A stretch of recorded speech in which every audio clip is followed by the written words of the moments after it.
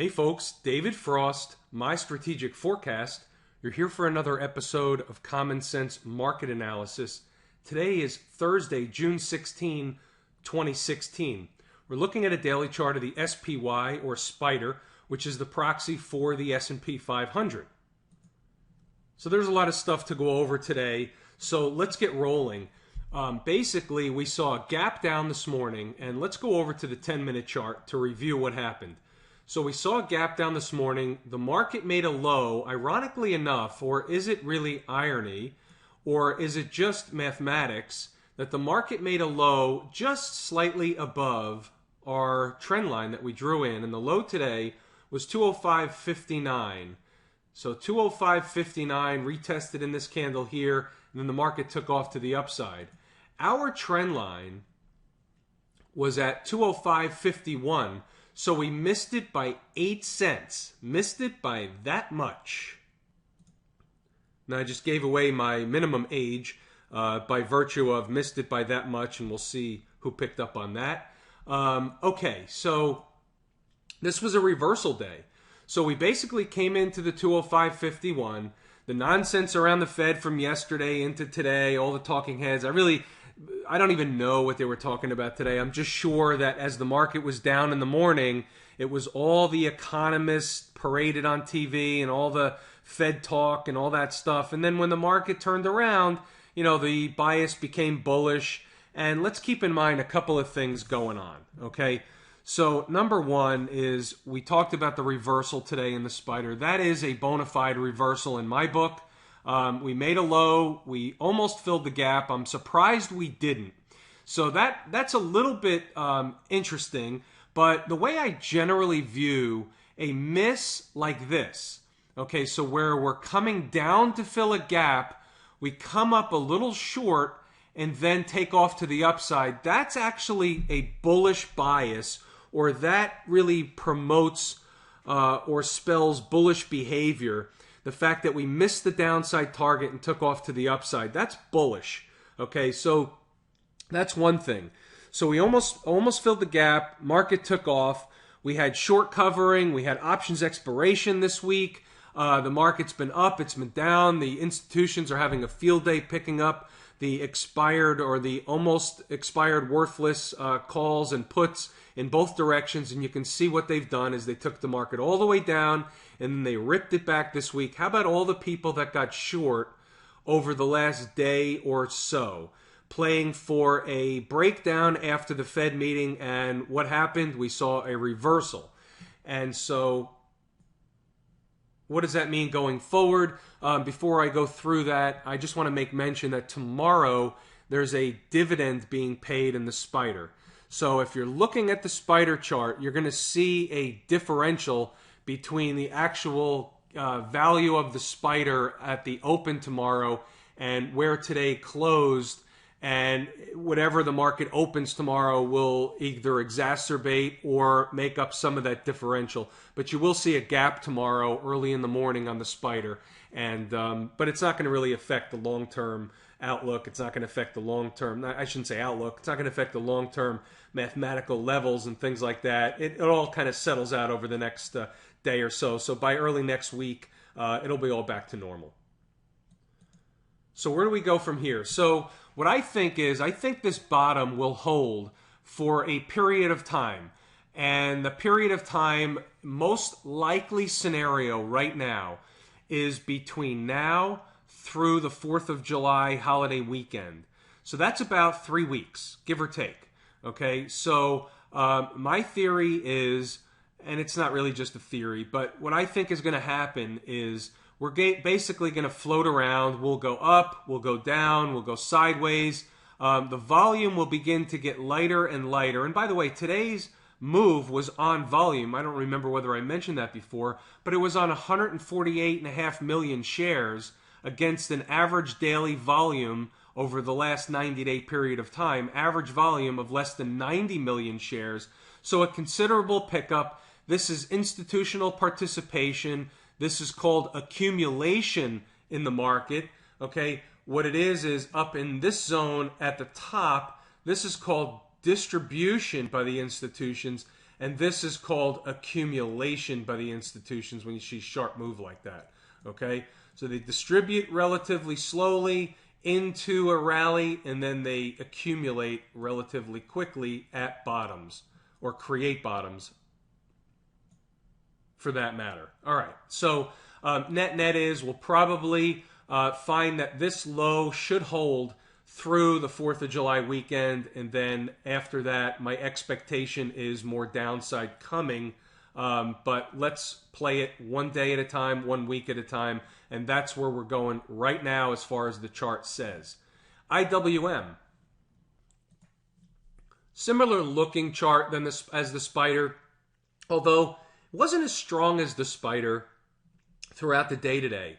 And so I'm not sure I'm going to make anything of that yet. However, it's of note. I'm just noting it. Usually the IWM, as it was leading on the downside, will also lead in the other direction. Maybe it plays catch up and then moves ahead. We'll see what happens. But right now, all we did was come into the 20-period moving average today on close. And the low today was right around the 50-period moving average on the daily chart. And then you saw us react off that number. Very similar move in timing to the spider, obviously. Let's go over to the transports. And I find this interesting in the transport. So on the way down, we were suggesting that if we broke below this low here, which was from the 3rd of June, then we would come down and test double bottom. Okay, and this was also a garden variety fib retracement, if I remember correctly, or at least it was close. And then I said we would come down to test double bottom. Today we got through double bottom, and then we reversed. And look at this candle. This candle is a nice looking signal of a trend change. Love them at bottoms of the charts. Like them and love them at tops of the charts. Okay, they're even better. They're more of a signal. They have more weighting. The probabilities are more in our favor when that happens. However, I still like them as a trend change, especially into an important level, this double bottom over here.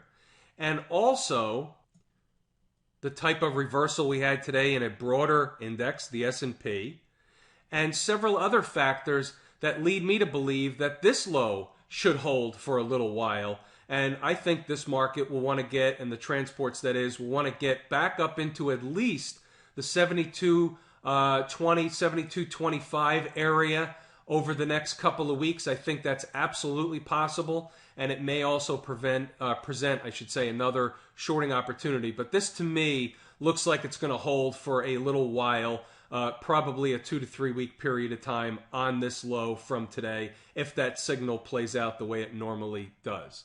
Okay? All right, something I want to bring up that we don't discuss each and every night, but I bring it up from time to time, is the broker-dealer index. And the reason why I want to bring this up is I just want to point a couple of things out that I find interesting. So I did a calculation, and on the upside, if this were to turn around and go higher, and there's a lot of work to be done to get this to really reach this level, so this is a preamble for a little bit of a larger conversation that we'll have in a minute, is 177 and a quarter, 177.24 to be exact, this purple trend line up here. But there's a lot of work to be done to even begin to get up to that area. But let me show you something a little bit different. So here's the weekly chart, okay? And you can make a case that there's a couple of things going on here, and one of the two is obviously going to prevail. But you can make a case that on a shorter term basis, that this is a bullish pattern, okay? Up move, consolidation, pullback pattern, a wedge pattern, sloppy nonetheless, but a pullback pattern nonetheless. And so this could actually move higher, and that would give us a target of 177.24. I don't think the market gets above that, but here's where that becomes remote, okay? You have the 50-period moving average downsloping. Okay, that's not even the remotely the biggest part. You have a high, you have lower highs, you have lower highs, and you have lower highs again. Okay, so this is a weak showing, and when you have consecutive lower highs and your moving averages are downsloping, And on the weekly chart, you're struggling to get above and stay above a 20-period moving average. Okay, this is telling you weakness. But if we get a bounce in the market over the coming weeks, it's going to be interesting to see how weak or strong this index is relative to the rest of the market. And if we have relative strength, that's one thing. Then we may end up having this bullish pattern play out over time. This is a weekly chart, remember. This is time. Okay? Or if we have weak relative strength, so the first one would be strong relative strength. If we have weak relative strength, meaning this index underperforms the broader indexes over the next 2 to 3 weeks, let's say, if I'm right and we do get some kind of a rally, then I think that this will be, or look for a surrogate to short along, the broker-dealer indexes along with the next market decline, because if we show weak relative strength as the market bounces, if it does, then that's going to spell trouble with these series of lower highs coming in. So I just wanted to bring that to everybody's attention, just something I'm looking at, paying attention to, nothing we need to take action on. It's just a proxy for the markets, and I like to let you know about all the proxies. And the next thing we're going to talk about is gold, and there was a very, very interesting day in gold today. So let's head over there, and let's take a look at the daily chart. And as you can see, we made a high today. We were spiking in the morning, made a high at 1318.90. Okay, let me show you the weekly chart. I find this interesting also.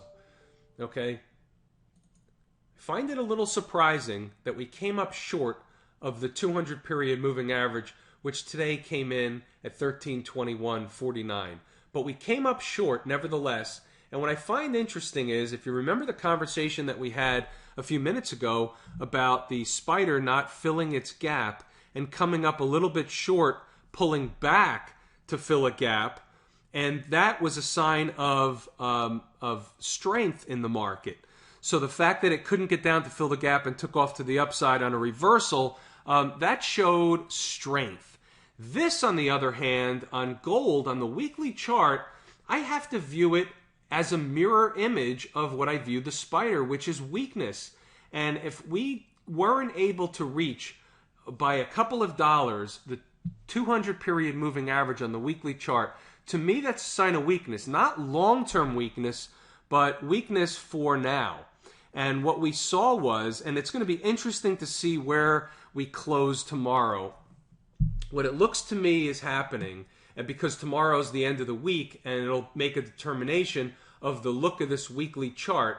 And if we have an excessive volume day tomorrow, if we go back up and touch the 200 period, pull back, or if we just go down further and this becomes a doji candle or a reversal candle, right now it's pretty much going to be, in my book, a short-term trend change signal. If we close where we are now or lower than today, that's going to tell me that it's a sign of a trend change for a while. And I find it interesting that it comes at the same time that the spiders were making a bottom. I find that interesting. So there's a current correlation potentially with gold and the spiders.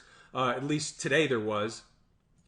But look at this daily chart. I mean, this is a reversal candle on volume today. So as a daily chart goes, I'm looking for more downside off of this, and we'll talk about the bond chart in a minute. However, with this one, again, the stop is a little bit wider, or I should say a lot wider than I would like it to be. But, against today's high, 1318.90, it's really too wide at this point in time. But that would have to be your stop out on a daily chart if you were going to play this to the downside. It's almost a little late now. It's too wide of a stop, I believe.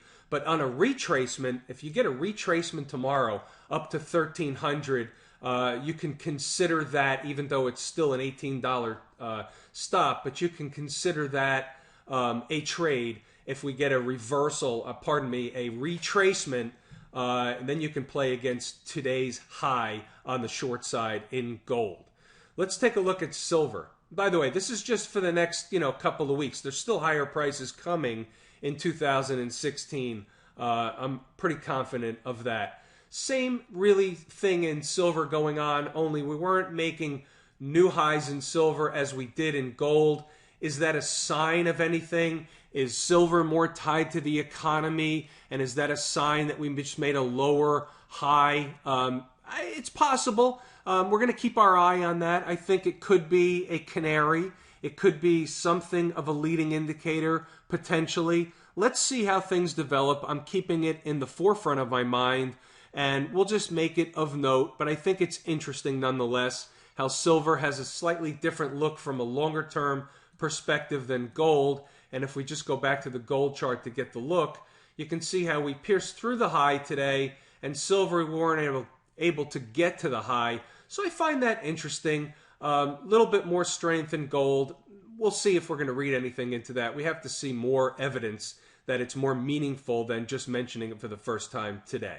All right. Let's go over to our friend crude oil. And we want the continuous contract. And in crude oil, this is, quite the spectacle here. We talked about the 51.50 as it was getting there. That should provide a level of resistance for the market. Then we talked about the channel, the blue lines as a channel. We talked about if the channel were to contain, well, if we got below the 20, we were going to go to the bottom of the channel. And if the channel was able to contain the crude oil market, then we would most likely, find some kind of an interim low there. So the channel only was able to hold crude oil for part of a day, I guess, or call it a day or so. And then today, we had a terrible day in crude oil on the downside and came right into the moving averages, which we said was going to be the next major area of support if that bottom end of the channel was not to hold. So we don't know, we no longer need this, whether that was a bona fide channel or not. It was a guide until it's not. Right now, we don't need it. It's unimportant right now. What I've got here on the chart is the next major level of support is going to be $44.04 in crude oil. You could probably pierce through that a little bit. Either way, this is a mathematical number, so whether it holds to the penny or it holds, by the end of a day or whatever the case is, that's a level that should find support for crude oil should we break below the moving averages where we are today. If the market, meaning the stock market, gets a bid and continues with some bullish behavior for the next couple of 3 weeks, maybe we see crude oil bounce a little bit. Maybe we see it go sideways. I don't really see the reason why it would necessarily sell off further unless there was something else developing or it was really trading, quote unquote, from a psychological perspective, linked to the currency markets, which I will say I believe are going to get much more volatile as we get into the second half of 2016. And we'll talk about that more in the coming videos. But that's going to be another topic that's going on between the European Union, us here in the U.S., and also the Asia Pacific, China included, as well as Japan and the yen. So I think all these things are going to begin to really take over at times the media cycle in terms of the currencies. And we'll get more into that over time. Okay, so let's just wrap up crude oil here. That's pretty much everything that I know in crude. No surprise that when we did break down, this was the stopping point. The next one of any major consequence will be 44.03, and we'll see if this holds. It may hold for a day or two. It may not. We'll see. We need more evidence. I would really like to see a signal of a reversal at the $44 level. That would be interesting for a long play in crude oil. And if you notice, and just to get on a little tiny soapbox for a minute or two, well, I'll keep it short. If you notice how many bulls were out there on the crude oil complex when the market was at $50, $51, up in this zone at the top, okay? How many people were bullish crude oil in this zone saying $60, $70, $75? I heard 80, 85 by next year, all that stuff. You always hear that on the way up. Where are those people now just a week later Okay, it's at 46, and granted, it's only $4 away from 50, but the point is now all of a sudden you hear the other side of the equation. They don't have the capacity to recognize where a turning point could or most likely will be. Instead, they go on what other people are saying, they jump on the bandwagon, and they only go with basically current state of mind, which is today's price is indicative of tomorrow's price. And that's not necessarily the case all the time. We know that.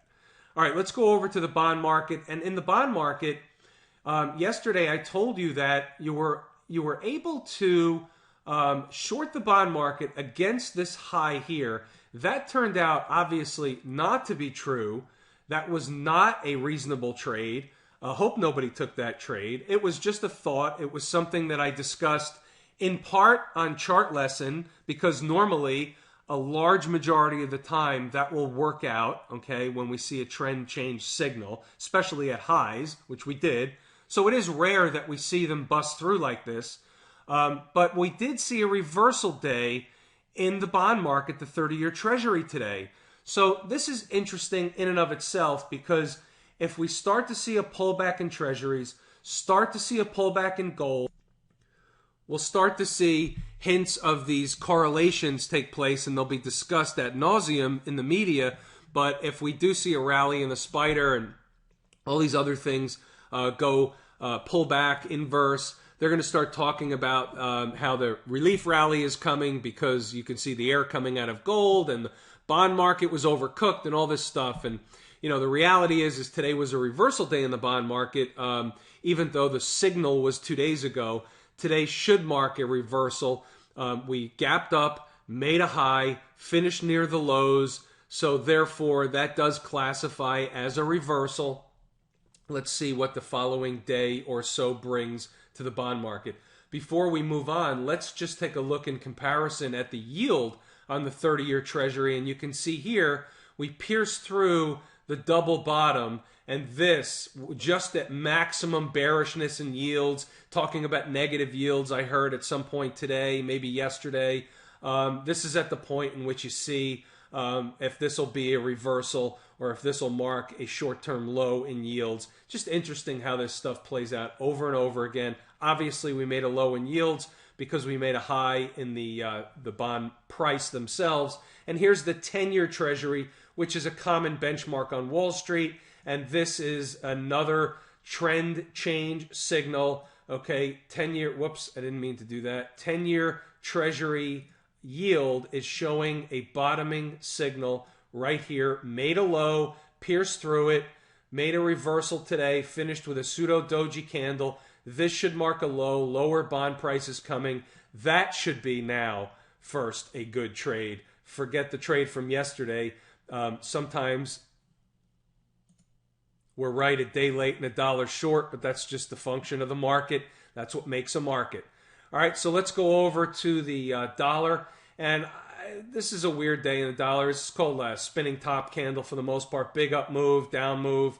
Finished kind of near the open, slightly up a little bit, just a fraction. I'm not going to make anything out of this. In between the moving averages, in the middle of a range. Our range is defined as from here to here. We're in the middle of the range, and there's nothing to do. You've got to get through this area, 95.68, in order to have higher prices. Let's just see how this develops over the next week or two. You can see the currency starting to get a little volatile, and that's in response to the whole Grexit conversation. We're all familiar with that one. It's almost like Greece all over again. Is Great Britain going to leave the European Union and that whole 9 yards? It's not going to have an impact in any meaningful way other than for a very short period of time on a news event. But other than that, it's all nonsense. It's all chatter, jawboning, talking head stuff. I don't think it happens, but even if it does, it's not going to make a difference in the long term. But that's one of the reasons you're going to start to see the currencies get very volatile, specifically leading up into that. So with that, let's leave it there tonight. I'm David Frost. My strategic forecast. Thanks for tuning in for another episode of Common Sense Market Analysis.